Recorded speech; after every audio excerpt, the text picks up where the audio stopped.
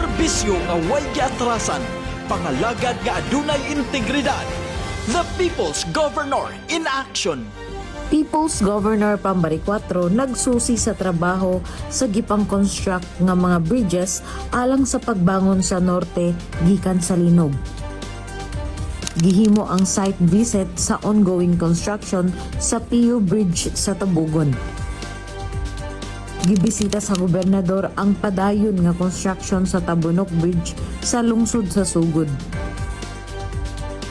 Gi-inspeksyon ang Padayon nga pagtrabaho sa Kabika Bridge sa lungsod sa Borbon.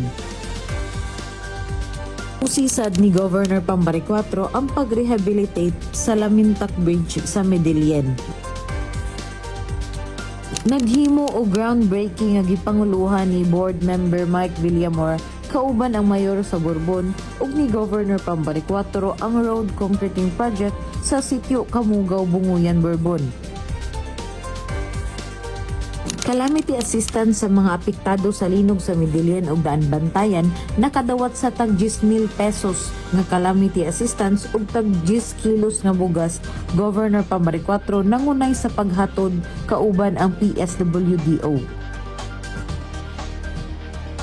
Sa Medellin gilusad ang programa sa national government nga 20 bigas meron na.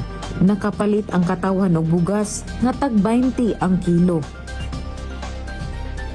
Ibisita ni Governor Pamela Baricuatro ang kahimtang sa serbisyo sa Dusado Memorial Hospital sa Sugod. Gobernador nga naglantaw sa seguridad, nagpangga ug nagpakabana. Ako si Ana Kumiso, kini ang The People's Governor in Action.